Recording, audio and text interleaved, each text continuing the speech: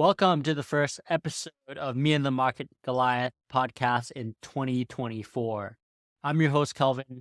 This episode is going to be a very special one because I have two 7 investing lead advisors, Luke Hallard and Krzysztof Piekarski, to come onto my show. Gentlemen, welcome to the podcast and Happy New Year. Thanks for the invite, Kelvin. Great to be back on Me and the Market Goliath. Thanks for the invite. Glad to be here. Thanks for having us. 2 years ago, I had the privilege to have Luke on the podcast to learn about his investing philosophy, his views on the health and medtech sector. And now we have Krzysztof on the show, so it'll be a treat for me and everybody who's tuning in to learn more about Krzysztof's investment philosophy.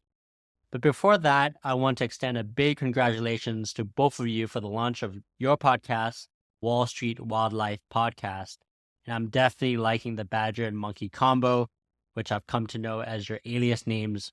So tell me more about your podcast, goals, and who's the good cop and bad cop. I'm definitely the good cop if you're a long-term fundamentals-based investor, but we have a lot of fun. Right. And I'm the bad cop if you're trying to make money. We're only about 10 or 11 episodes in. We're pretty small. The podcast is called Wall Street Wildlife. You can find us on YouTube, all over the Twitters and the Instagrams. We're playing with the Instagrams. We're good cop, bad cop. Great question, Kelvin, because we're running an investment competition. We're calling the King of the Jungle Challenge. So actually, this podcast is for everyone from investing experts to absolute beginners. And so what Krysztof and I are doing over the course of our first year is we're building from scratch, small amount of money, real money investment portfolios, and we're challenging each other. And currently I'm winning. Of course you would start with that. What's interesting, Kelvin, about my role is that I was cut from the long-term buy and hold investment cloth. So Luke and I are very, very similar in that way, but I've recently taken a turn to the dark side because I think this is maybe timely. And today is the Bitcoin ETF approval.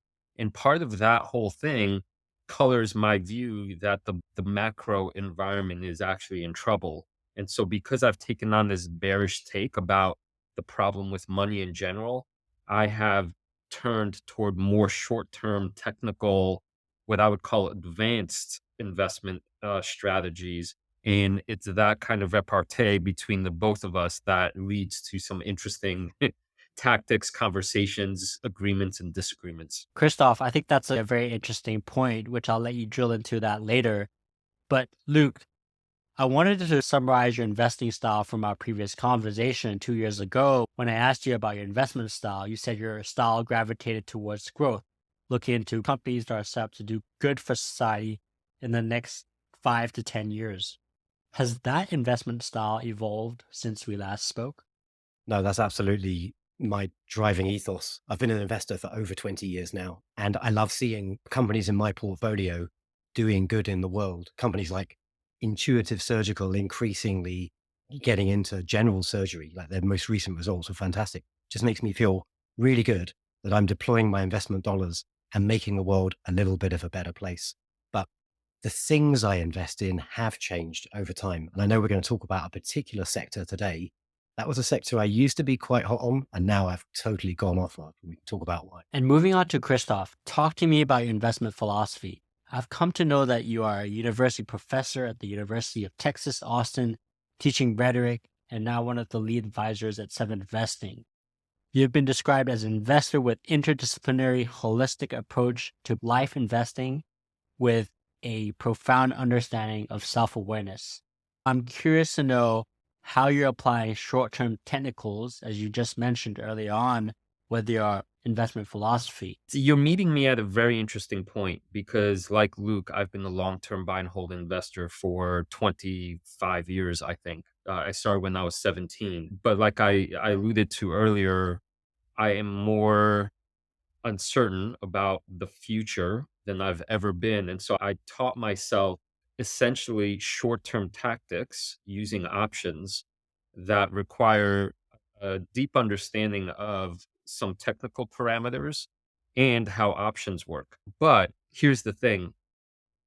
What I'm finding is that whether you're a long-term investor or more short-term oriented, I guess the fair thing to call it is trader, you need the same kinds of discipline and the same kinds of self-awareness in both gains, because you could make the same kinds of psychological and behavioral disastrous decisions in both, but you could succeed in both if you have that kind of principled, patient outlook. So I think the most interesting thing I've discovered about the more short-term stuff is requires as much patience and a view toward the simple and fundamental as does the long term. It's just that the time frame is very different. What does investing mean to both of you? Maybe let's start off with Luke. Well, I suppose personally, it's set me free. I worked for a bank for 25 years. I was able to retire just in my 40s. I had about 1 month to go before I hit my 50s. And that wasn't because I was earning a salary. It's because I've been an investor for 20 years. So personally, it's been very rewarding, and it's allowed me just to have options around how I use my time. To sort of call back to what I said before as well. I don't describe myself as an ethical investor, but I try to be an impact investor. I try to invest in fantastic world-class companies that are making the world a better place. Krzysztof and I, we see great investments all the time, but they're not necessarily really nice companies. I might call on Meta, for example. I used to be a Meta shareholder. I just don't like what social media is doing to the world, actually. So I think Meta could be a fantastic investment from today, but not one I want to make money on. Just a small example. And Krzysztof, what does investing mean to you? I think the most impactful thing that investing has done for me in my career is teach me about the world. I have a deep passion for, I guess, as a professor, for teaching and learning. And my philosophy is that the more you learn about something, the deeper a fundamental understanding you have of something, the better you can live your life, essentially. And so when I think about the things I've learned via investing, like cybersecurity and about semiconductor chips, and I mean, all the things in between, I would never, ever have come close to understanding any of those dimensions about life in general in modern society. So it forces me to have a deeper appreciation about the world and its complexities. So a big focus for today's discussion will be on the fragility of the current labor market and the macro forces that are impacting investors today. Based on what I'm hearing so far, I did sense some hesitation investing in stocks in general. How do you think the current macro environment affects the investing world today? And particularly a big topic that we'll be talking more about is the gig economy or the freelance economy.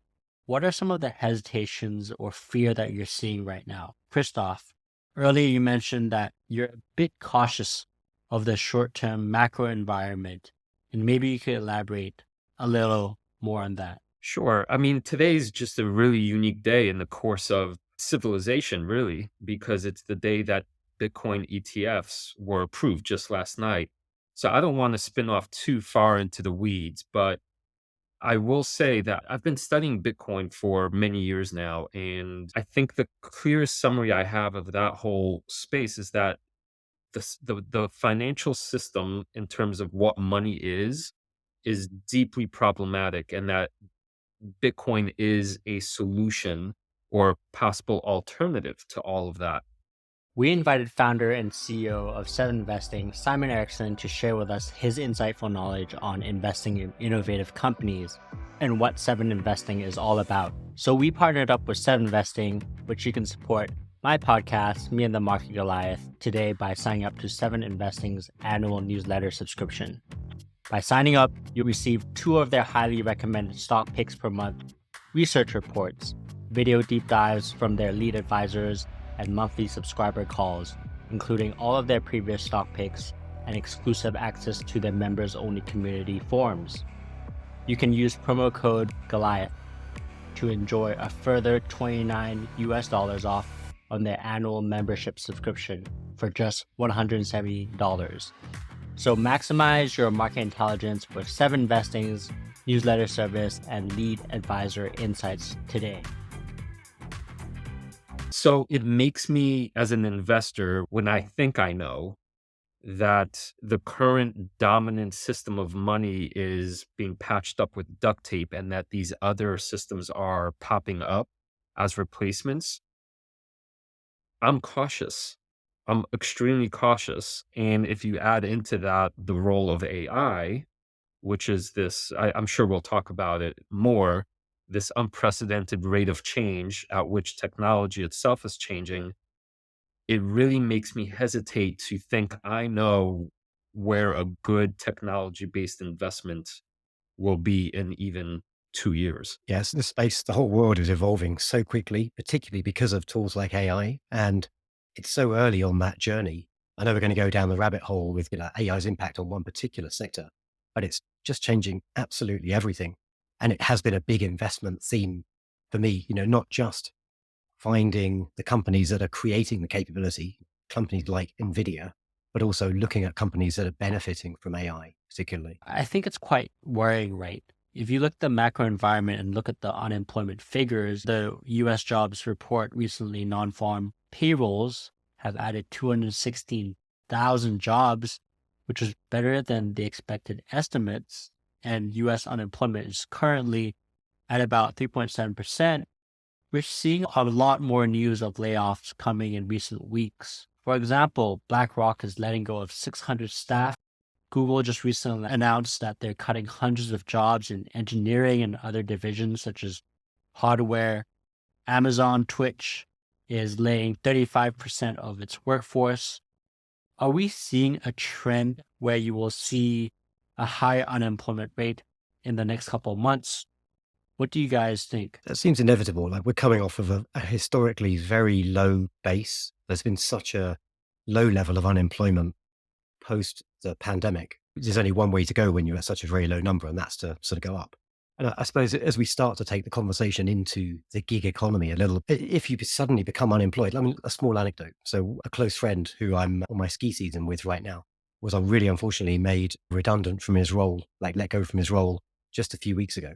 So he's still sort of working through that and finding his plan. He's actually looking for maybe gig economy roles as a bit of a stopgap, but he's definitely targeting, trying to get back into full-time employment. I do think we're in a sort of interesting period in this sort of macro cycle. We've had very high interest rates for the last, let's say, year to 18 months. We're now seeing that start to come down. And, people typically are the highest cost in any business. As sort of the days of free capital are behind us, during the heady sort of pandemic stimulus, the real sort of growth bubble where VCs were just sort of throwing money at companies. Companies could afford to go wild and kind of growth at any cost. And now the world has changed very much because of these high rates, high inflation. Companies are having to be efficient or die, particularly if they're not free cash flow generating. They've got to cut costs. You can't control your revenue, you can control your costs. And so, people are the highest cost base. Typically, that's where some of these big companies and small companies will go to make cost savings, unfortunately, for the people impacted. You made some good points there. I think this is going to be an interesting segue into what we're going to discuss, which is the freelance gig economy. Is it going to benefit with the increasing number of jobless individuals? I do think that millennials and Gen Zs are more aware of the importance of having multiple streams of income, because ultimately, if you just have one job, you're at risk of getting fired or made redundant. Do you think that the freelance economy is going to benefit with rising unemployment? Yes and no. Like there are benefits for both employers and employees if you're participating in the gig economy. We'll have a conversation about this, but actually I'm very bearish on the gig economy. But let's just, I'll free my mind of that. And we'll just have a conversation about the realities of participating in the gig economy. Let's talk about a particular platform, Fiverr, because that's one I used to be an investor in, ticker FVRR. So, Fiverr is kind of a multi-sided marketplace, a platform for buyers and sellers to kind of broker services. And so if you're an employer, typically maybe a smaller company, and you're looking for a designer or a copywriter or someone to do like a voiceover or any kind of creative service, if you don't have those people on staff, and if you can't afford to recruit someone for like a month or 6 months on a contract basis, well, why not post it to one of these platforms like Fiverr or Upwork?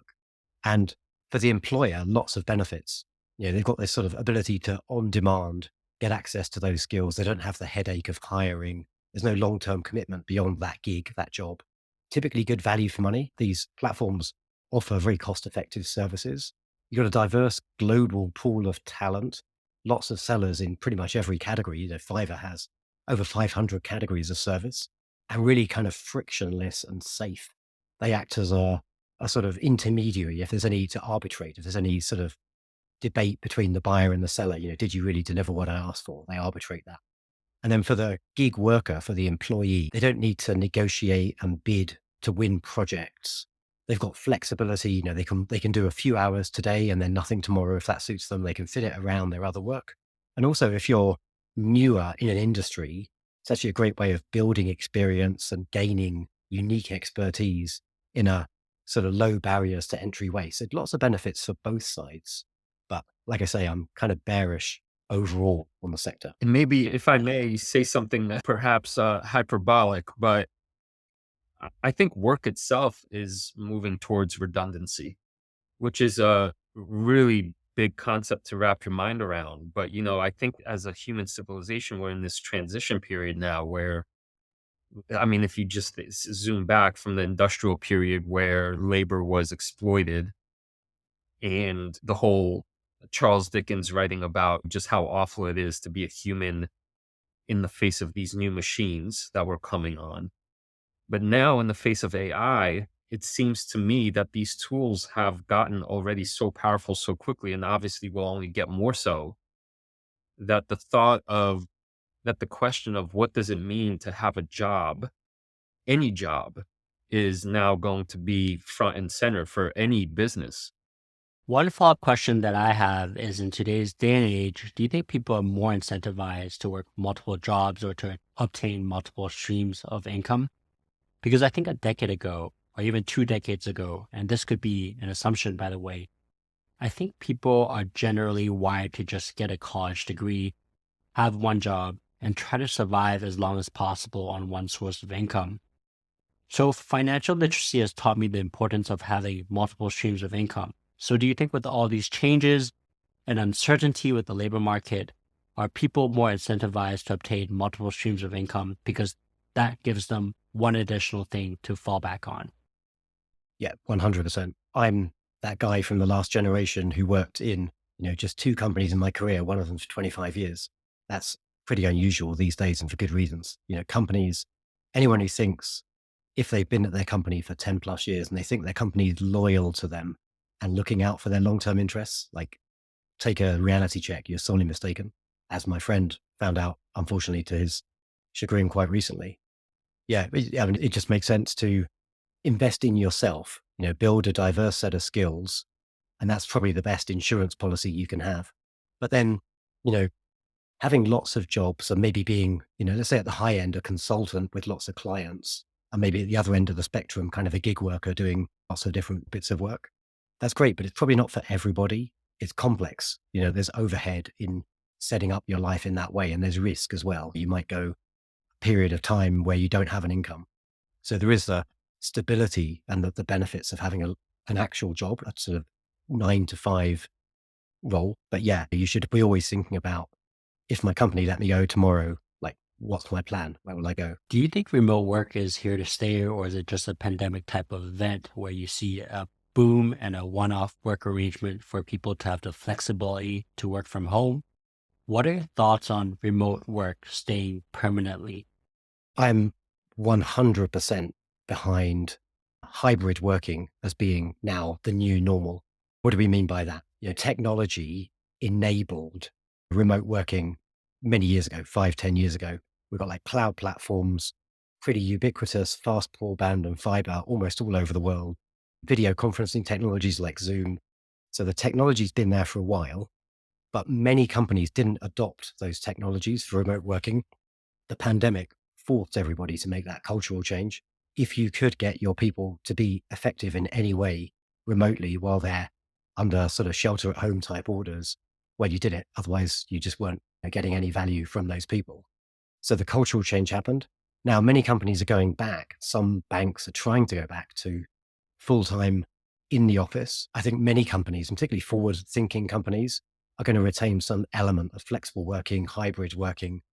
I don't know if it's 1 day a week, 2 days a week, whatever works for the employer and employee.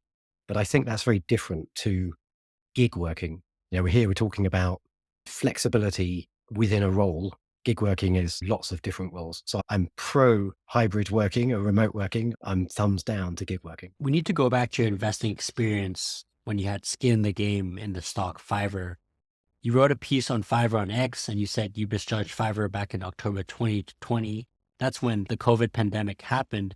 And there was a huge spike in the number of users. And then you sort of dollar costed average over time and the stock tanked and you exited with an 86% loss on the investment.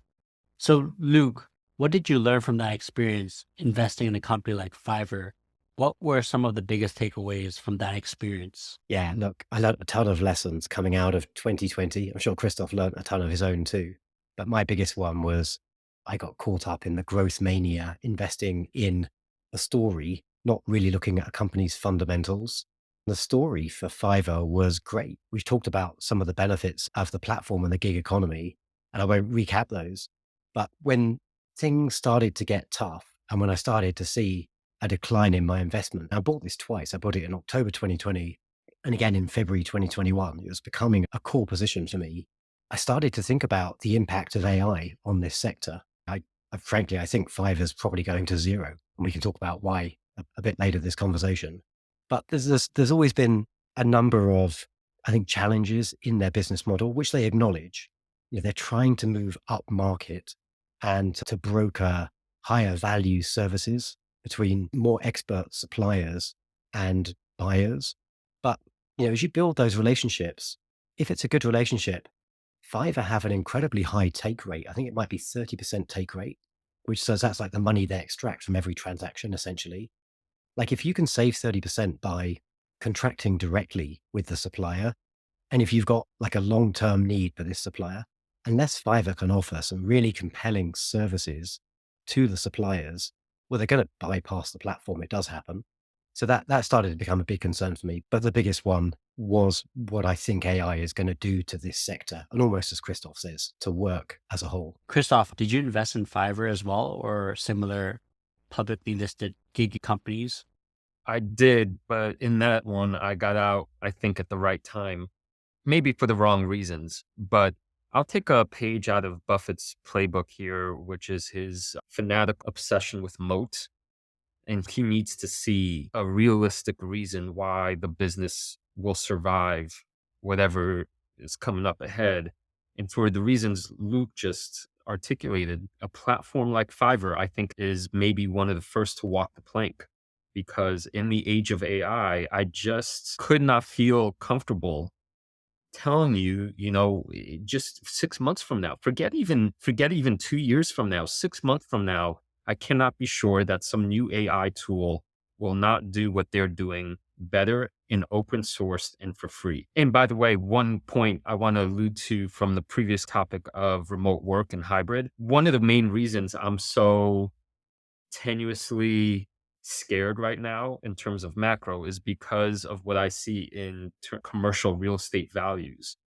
In other words, that they're dropping and they're dropping precipitously, which is putting banks in great danger, but that's a whole nother thing. But why are commercial real estate values dropping? I think it's in part because we're in a new era and hybrid and remote work are in fact here to stay. And we're just realizing, we don't need that much physical space. Who's going to pay the same kinds of rent that they did 10 years ago? Nobody. But wouldn't you say that would be a catalyst for the gig economy for people working from home and being able to find additional source of income from a variety of different projects? Yeah, absolutely. This is I think, most complicated thing about investing, I think for me, is that there's a difference between, say, a great business and a great idea and what good it does in the world and the stock price. And so in this case, what I see is a sort of quick run to the bottom as things get more and more efficient. There are more gig workers available. The profit to be made off of that it will be hard to capture by any one company, especially a company like Fiverr. And if we just look at some data from some companies that have analyzed Fiverr, I didn't realize it was so stark a position, but apparently around or 97% of Fiverr sellers earn less than $500 a month. So, you can't sustain a lifestyle certainly in North America with that kind of money, being a seller on its own, unless you're absolutely at the top of the pyramid and, you're earning like top dollar. This is like a side thing, something just to do in a spare few hours at the weekend, make a bit of extra money. It's not a career, really. I'm going to play the devil's advocate a little bit. And full disclosure, I do not own any Fiverr stocks or similar publicly listed freelance companies. I think it would be interesting because I did a bit of research into Fiverr. And a couple of things I like about Fiverr is, one, it's founder led. I think Mika Kaufman has done a decent job in terms of keeping the company asset light with 80% growth margins and increasing total addressable market. It's not a profitable business yet, but they were close to achieving profitability in 2021. But obviously, when the COVID vaccines were made available to public, people went back to work and the number of users required to use a platform like Fiverr has gone down significantly. And let's look into their financials. They take a 20% cut from the total service fee. And recently in Q3 earnings, the company reported a revenue of $92.5 million, which represented a year-on-year growth of around 12%. Active buyers were at 4.2 million, which their spend per buyer improved to $271, which is only up 4% year-on-year and a $6 increase from Q2. Overall, there seems to be some signs of a rebound from a quarterly earnings basis, but that doesn't really tell the full picture of what the freelance gig economy is going to be like in the next decade. But I think that there could be some catalysts in the future. I mean, everyone can predict what the future is going to be, but in actual fact, no one can really predict it. But let's say if the labor market is not doing well and more people need to find jobs, I think that could be a preliminary foundation for a bullish thesis. What are your thoughts on that? I'll challenge one particular point, which is the link of, let's say, domestic US unemployment to like that being a catalyst for the gig economy. Because actually, when you essentially outsource a task on a platform like Fiverr or Upwork, or, there are many of these platforms, other than say language skills or cultural understanding, you don't actually care where the gig worker is based in the world. And so in many ways, these platforms are acting as a mechanism to outsource until perhaps offshore. And so, you still have a very big cost delta between someone, let's say in a developing economy, say in the Philippines or India, someone like that, who's providing maybe copywriting services. Some of these countries have incredibly high levels of education, fantastic level of literacy, English, spoken and written English. And so they could do as good or better a job than many domestic workers. And they can do it at a much lower cost base because their cost of living is much lower, frankly. So I don't know necessarily that having, unfortunately, millions of more unemployed people in North America is necessarily going to be a catalyst for gig economy. The gig economy is perhaps driving work offshore. That's an interesting point. Now, I want to talk about Fiverr's AI integration or promotion of AI as part of their core service. Luke, you've had your fair share of criticisms towards the company in terms of what they're doing to promote AI. Can you speak to me more about Fiverr's integration with AI and how they're marketing it as a solution to gain more users and ultimately disintermediating the gig economy? This is a big rabbit hole that we should spend some time on because it's really the crux of the conversation. Just to directly talk to the point you're making. So if you go check out my Twitter at 7Luke Hallard, I tweeted a couple of days ago. So I was doing my research for our conversation, Kelvin. I went through the Fiverr, the latest investor relations deck, and I think their IR people, they've made a really big mistake. So they call out a whole bunch of customer success stories. And I think the very first customer success story is where they've worked with a company called Poly AI. Poly AI are producing, I think, like automated voice agents. So if you want to deploy a piece of software and you maybe, you want customers over the phone talking to your company, well, then you can have an AI and you can have a very realistic voice on that AI.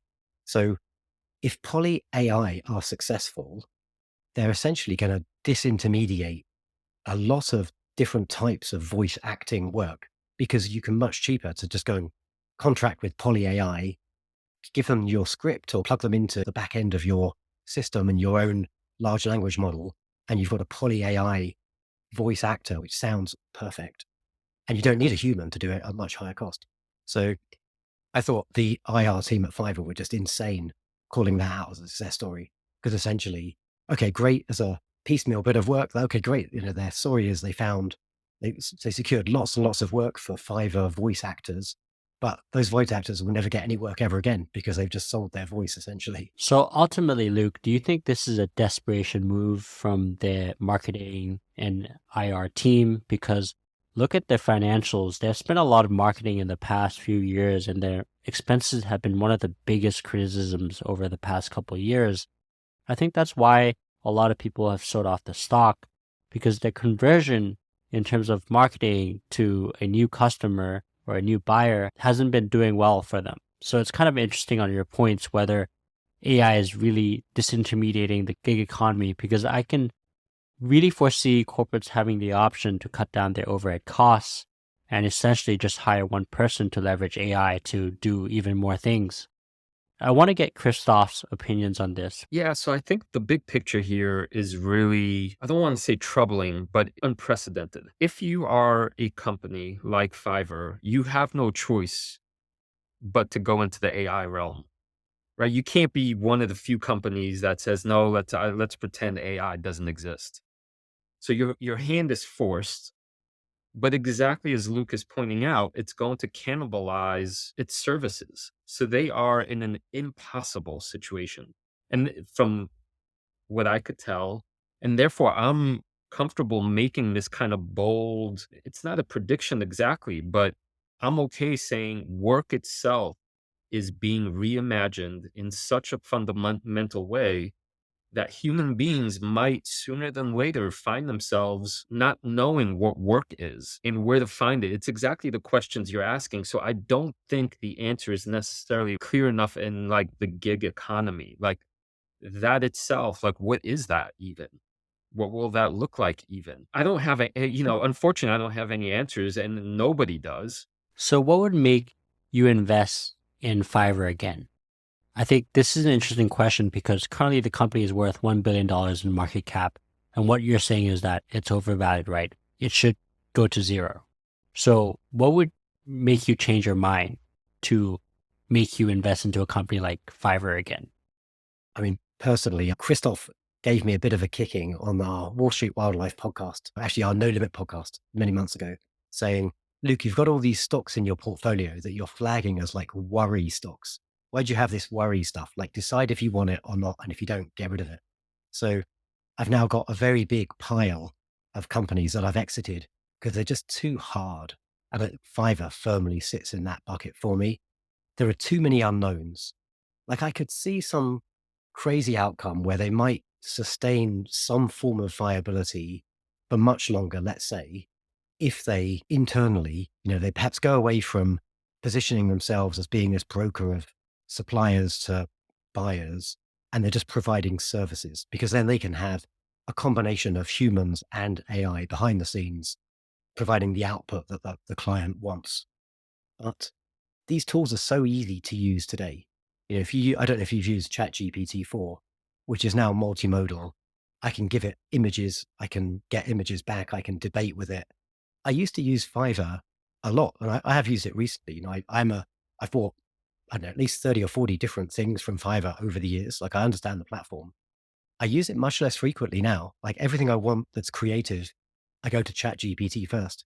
If I want to update my resume, I did that 5, 6 years ago with Fiverr.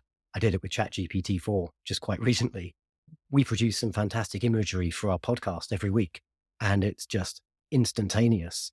I can think of very few services that Fiverr can continue to maintain relevance around. And it's only going to be the stuff that really, requires a human. There are probably other gig economy platforms that will survive. Companies like TaskRabbit, Instacart, food delivery, Uber, Airbnb, it's like in the physical world.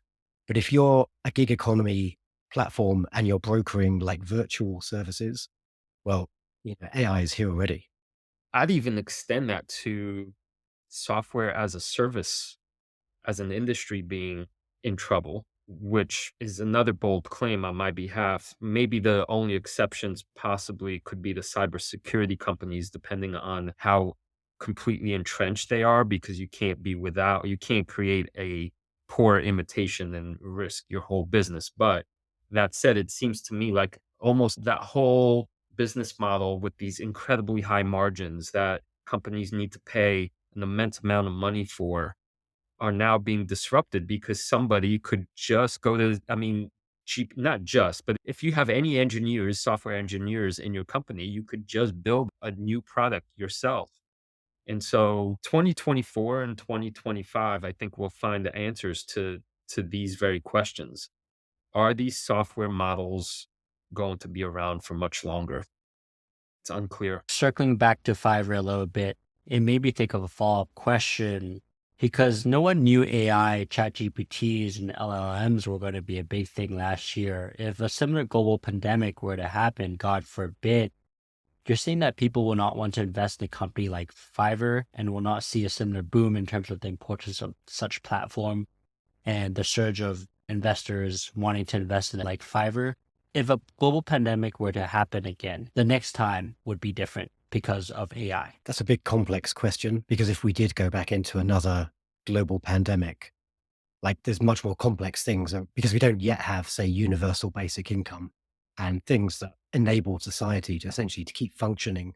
It's going to be many years before we really figure that stuff out and start to roll it out.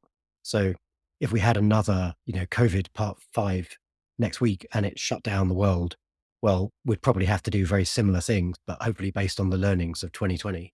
As sort of building on Krzysztof's point earlier, as we start to really embed AI into all industries and other tools as well, and start to yield these efficiencies, I think the world is going to be very different. And if you did have a pandemic or something 5 years from now, we may have started to make those changes. AI is going to be core to delivering that. I don't know if this is a good analogy, but I'm right now thinking of the history of photography. And for a long, long time, there was an art and a hard skill in taking photos. You needed to know the equipment, right? You needed to know how to work a darkroom. Kodak was a huge company, right? And then just like that, digital cameras pop up, right? And all of a sudden, people are made aware like, wait a second, hold on, my photos, I could see them instantaneously and I could take as many as I want. And right, the value proposition for digital just became apparent almost overnight. So Kodak like goes extinct like a dinosaur, basically.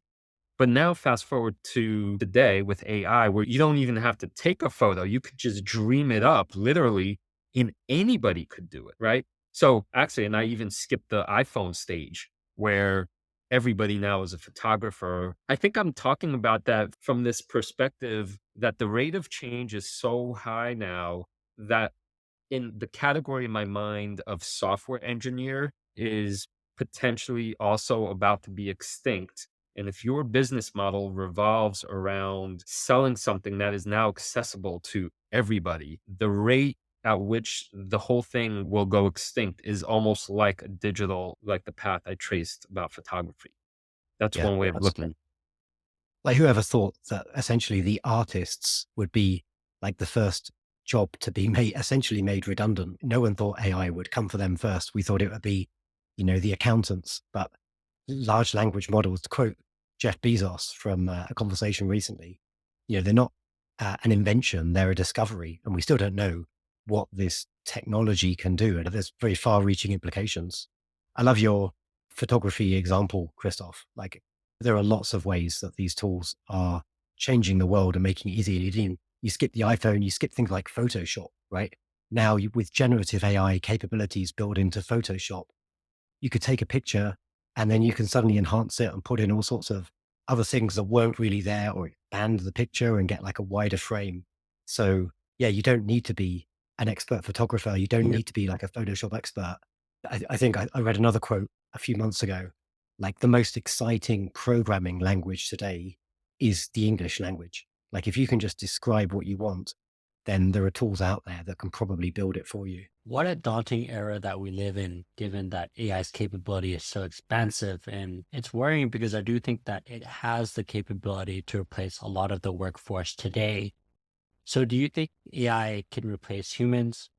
I wanted to refer back to an interview which I saw Jensen Huang, who's the CEO of NVIDIA, who did an interview a couple months ago on the Acquired podcast saying that AI is great for companies like NVIDIA because it will allow the company to continue on the growth path because of the increased demand, which will allow them to hire more people because of it. But I do think that there is a discount to make to that assumption because I think the employees that he's going to hire are probably going to be in the top 3% of the population. So what do you think? Is AI replacing a huge chunk of today's workforce? Let me take a crack at this one because I'm about to start teaching at the University of Texas on Tuesday. And one of my classes it's called the rhetoric of the essay. And the essay is just old form in which people think. They think on paper. But the question that I will ask my students is, why are you in this class when you have a tool that could write an essay that would probably take me an immense amount of effort to even try to see if it's real or not? In other words, what is the value proposition of you being a student when this tool is already going to give you the output that is probably better than what you can write?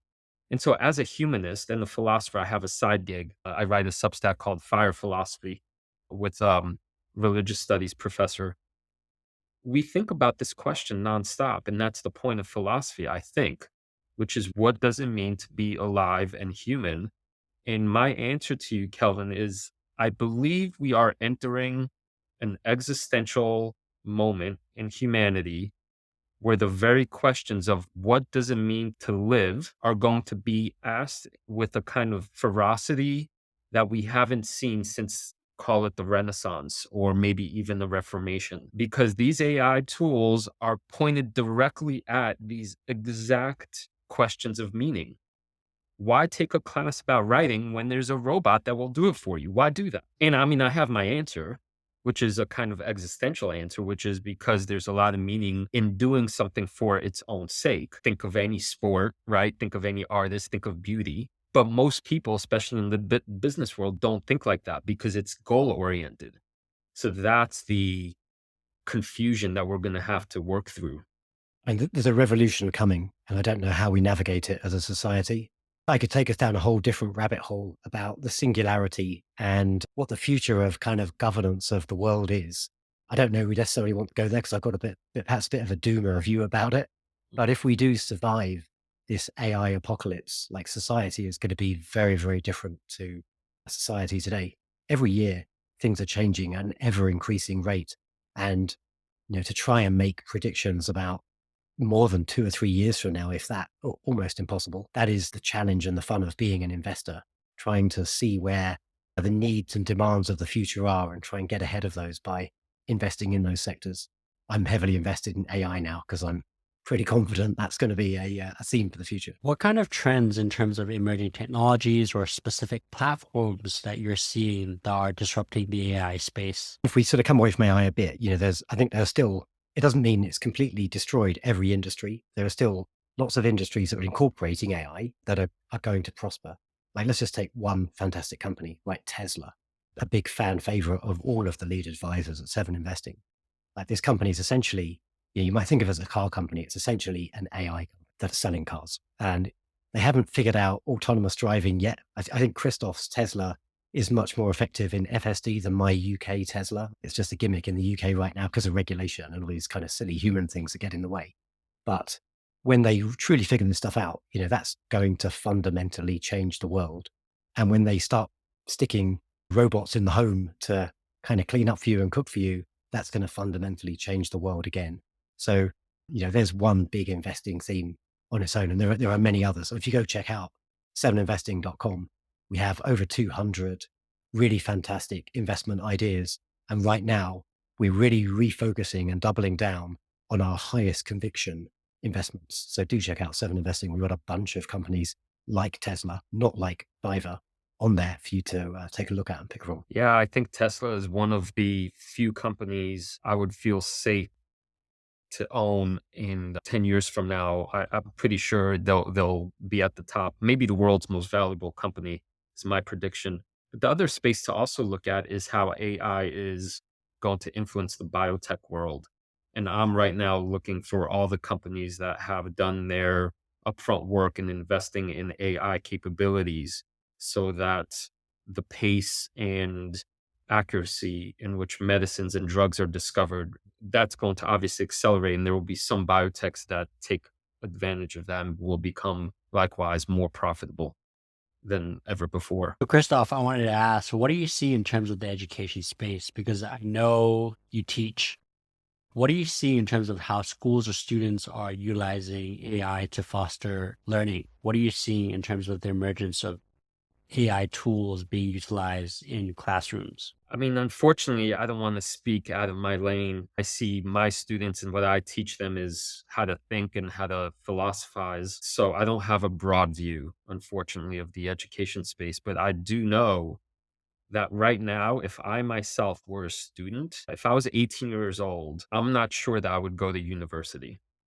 It's not clear to me. I might try to educate myself on some combination of YouTube and online learning platforms and really focus in on the content, the exact kind of content that I'm looking for, and get my social education in the real world by joining groups and clubs. It's almost maybe what I hear myself saying is that the university model as a gatekeeper might also be one of these dinosaurs on its last legs. Like, there's still important things to learn, hopefully around like being a good person and collaborating with each other. Like, I hope there's some institution that replaces them, right? We all don't just end up like live streaming permanently. Yeah, but that's what I'm seeing in the classroom. And this is, yeah, I'm trying to be a force exactly for that. None of my students are allowed to take out their cell phones. But on day one, every single class I start with, right, there's 25 students sitting around the table. None of them are talking to one another.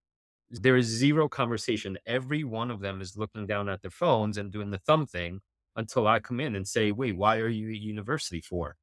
Right? Why can't you? Right? And so you're right. I guess we're getting old and cranky, these young whippersnappers. I can't imagine what you go through every day teaching students with technology. So, moving on and wrapping up the podcast episode and sticking to the topic of artificial intelligence, as 7 investing lead advisors, what are you seeing in terms of the opportunities for artificial intelligence in 2024? I might hand this one over to Krzysztof because I know it's an area he's really deeply researching right now. But when I was thinking about this question of, disrupting the gig economy, blockchain seems like an obvious example. But Krzysztof, do you want to tell us why? Sure.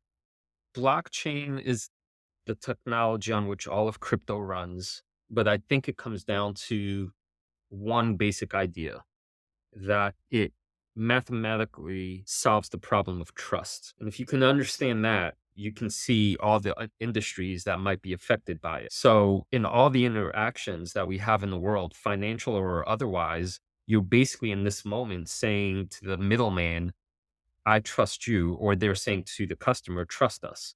And we know from all kinds of financial crises, if we talk about just the banking sector, that trust us doesn't always work out.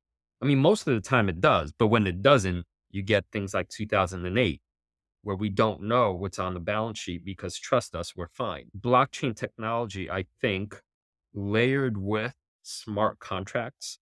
So a company and platform like Chainlink Labs that's working on integrating all blockchains so they communicate with one another will allow a new kind of, I guess, trustless world in which all transactions are transparent, accessible to the public, and there's no more room for, I guess, greed and fraud and manipulation to take place because everything is now in the open. That's a radical, radical change. And I think it's why Bitcoin is also fundamentally challenging the old fiat currency system. And if we think about Fiverr, fundamentally what they do is they create this sort of trust layer between the buyer and the seller. They just make sure the transaction takes place successfully and one party pays the other. Well, if you can write a smart contract to achieve the same thing, like why wouldn't you? Those are really great points and interesting in terms of blockchain and smart contracts, in terms of its potential to solve the trust system. So with that, Luke, Krzysztof, I just want to thank you so much for valuable time. You've provided a lot of insights into the gig economy and why companies like Fiverr may not work out sustainably in the long run. I do think time will tell. As a ritual on my podcast, I wanted to wrap up the episode with the biggest investment learnings from last year. So would you be able to share some of your biggest mistakes from last year? I know, Luke, you did share with us a big one today with your investment in Fiverr. What were some of the biggest investment learnings in 2023 for both of you? So maybe for me, I used to be an investor in stories, and now I'm much more an investor in strong fundamental companies with an awareness of what's happening in the macro picture. If you're a young company that still needs a ton of capital to survive, this is a difficult time to be in business. And so I'm trying to use my understanding of what's happening in the world at large right now to direct my investments. I'm focusing much more on companies that are financially solid, hopefully generating free cash flow, self-sustaining. And the good thing about companies like that in this climate is suddenly all these smaller companies are going to be on sale. They'll be available at bargain prices. So we're going to see consolidation in a lot of these industries. I just take one, cybersecurity, that Krzysztof mentioned before. There's literally thousands of cybersecurity vendors. Most companies have like more than 50 different cybersecurity vendors in one form or another. Like there's huge consolidation going on right now. If you're a CrowdStrike or a Palo Alto Networks or a Zscaler, you've got the money to go and gobble up your less well-capitalized competitors. So my big learning of 2022, 2023 is using that awareness, looking much more diligently at the financials and trying to identify the companies that are set to win as opposed to the ones that are likely to get acquired. And I'll keep this short on my end. Be wary of risk management in the world that is changing so quickly. Even when you think you know something, you don't know what you don't know. And I've made many egregious mistakes by over allocating to what I thought at the time were, it's not sure things. I had all kinds of convictions. But you just, especially now in the age of AI, you just don't know what tomorrow will bring. So be very, very cautious, I think, in over allocating to any one asset. And if you check out episodes of Wall Street Wildlife, you can hear me live berating Krzysztof for his terrible risk management decisions. I heard a couple of episodes and they're fun to listen to. So I highly recommend listeners to check out Luke and Krystof's podcast. How can my audience learn more about you and the Wall Street Wildlife podcast? So we are lead advisors at Seven Investing. You can find us there at seveninvesting.com. But right now, we're really putting a ton of energy into our Wall Street Wildlife podcast. So we're on YouTube, we're on all the major podcast platforms. You can find us on Instagram at Wall Street Wildlife, both on Twitter, X. I'm at 7 Luke Hallard. And at 7 Flying Platypus. There you go. So do check them out. Luke, Krzysztof, it's a pleasure. Hope we can do this sometime again in the near future. And thank you again for your time.